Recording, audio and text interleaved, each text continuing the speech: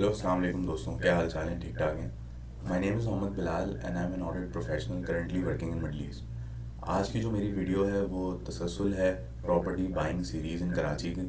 और जो आज की जो मेरी वीडियो का टॉपिक है वो है types of land in Karachi. पिछली वीडियो के अंदर मैंने आप लोगों को बताया था कि आखिर कौन से ऐसी चीज़ें हैं जो आपको कंसिडर करनी चाहिए कराची में प्रॉपर्टी को बाय करने के लिए, जिसमें टाइटल ऑफ लैंड था और रेलिवेंट एनओसीज था। तो टाइटल ऑफ लैंड क्योंकि लैंड से मुतालिक है, उससे पहले हमें ये जानना बहुत ज़रूरी है कि आखिर टाइप्स ऑफ लैंड कितने होते हैं कराची के अंदर। तो मैंने कहा इसी के ऊपर हम दूसरी वीडियो इसी के ऊपर बना लेते हैं। तो let's dive into it. Karachi में मल्टीपल टाइप ऑफ प्रॉपर्टीज़ हैं, मल्टीपल टाइप ऑफ अथॉरिटीज़ भी हैं, तो मल्टीपल टाइप ऑफ लैंड्स भी हैं। लेकिन जो सबसे रेलिवेंट लैंड्स हैं वो हैं फॉर्म 7 की लैंड्स और दूसरी हैं फॉर्म 2 की लैंड्स। अच्छा, ये जो मैंने आपको दो तरह की लैंड बताई हैं, फॉर्म 7 की लैंड और फॉर्म 2 की लैंड्स, इनको हम देखते हैं कि आखिर इसका मतलब क्या है, फॉर्म 7 की लैंड क्या है और फॉर्म 2 की लैंड क्या है। अच्छा, फॉर्म 7 की जो लैंड होती है ना, वो मोस्टली जितनी भी प्रॉपर्टीज़ होती हैं जो भी कराची के अंदर हम देखते हैं, जो भी हम पाकिस्तान के अंदर देखते हैं, वो एग्रीकल्चरल प्रॉपर्टीज़ होती हैं। तो मतलब जो पहला उसका जो काम होता है कोई भी प्रॉपर्टी का, वो एक सिंपल लैंड होती है और उसके ऊपर मोस्टली एग्रीकल्चर की जा सकती है। इट्स नॉट फॉर रेजिडेंशियल और कमर्शियल पर्पजेज। सो फॉर्म 7 की लैंड एग्रीकल्चरल लैंड, लेकिन इसके ऊपर हम कोई कमर्शियल काम नहीं कर सकते, हम कोई रेजिडेंशियल उसके ऊपर हम अपार्टमेंट्स नहीं बना सकते। It's just an agricultural land which can be use for agriculture. हम उस पर क्रॉप्स उगा सकते हैं, हमें भी उसके ऊपर फार्मिंग का काम कर सकते हैं। मुझे उसका नहीं पता कि कौन कौन सी चीज़ उसके ऊपर कर सकते हैं, लेकिन मोस्टली यही काम है। हम या तो एग्रीकल्चर का काम कर सकते हैं उसके ऊपर, या फार्मिंग या इस टाइप की चीज़ें हम उसके ऊपर कर सकते हैं। तो फॉर्म 7 की लैंड मोस्टली जितनी भी आपने हाईवे हाईवे के ऊपर लैंड देखी होंगी जहाँ पे लोग जो है वो क्रॉप्स उगा रहे हैं, तो वो फॉर्म 7 की लैंड है। मलीर के अंदर आपने देखी होंगी फॉर्म 7 की लैंड्स। नंबर 2 के ऊपर जो है ना, जो बहुत इंपॉर्टेंट है, जो रेलिवेंट है, वो है फॉर्म 2 की लैंड्स।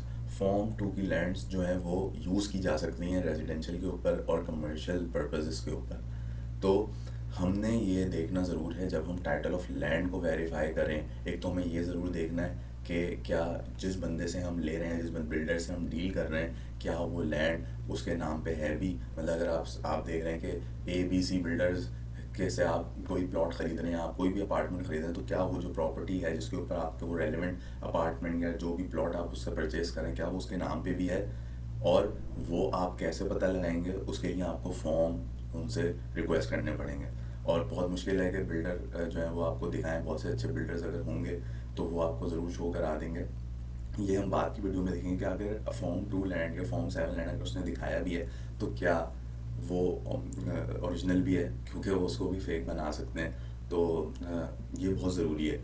आपने जब भी किसी बिल्डर के पास जाना है और उससे आप कोई भी इनिशिएशन आप करना चाह रहे हैं, आप उससे कोई भी ट्रांजेक्शन करना चाह रहे हैं, it's very important that you verify the title of land. And in title of land you need to see which form of land is that. Is it an agricultural land or is it a commercial a land which could be used, a form to land which can be used for the commercial or residential purposes.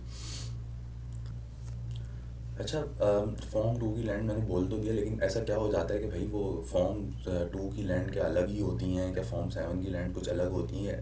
आप ये सोच रहे होंगे मे भी बहुत से लोग कि ये हम कैसे पता लगाएं।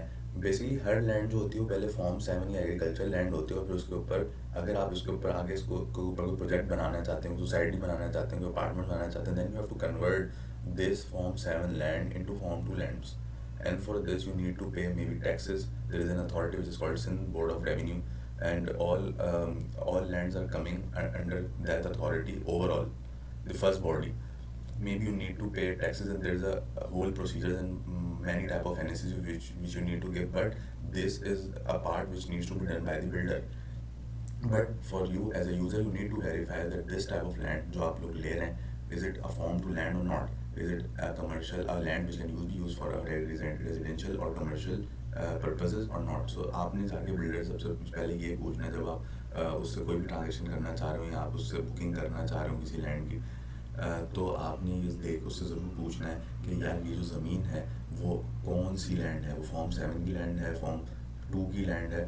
तो फॉर्म 2 की लैंड के ऊपर ही काम किया जा सकता है। तो फॉर्म 2 की लैंड ज़रूर आपने पूछनी है।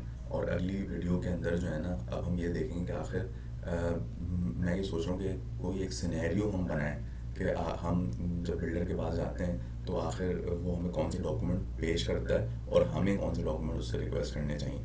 सो until next time, take care, अल्लाह हाफिज़।